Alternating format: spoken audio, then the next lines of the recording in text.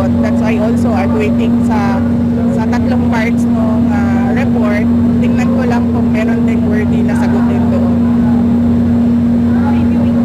Reviewing the merits first. You say more than for reviewing the merits first. Well, karamihan naman kasi doon walang baseless actually. So, hindi namin sinasagot. Pero kung meron akong makita na karapat-dapat na sagutin, then I will answer. Inaantay ko lang yung buong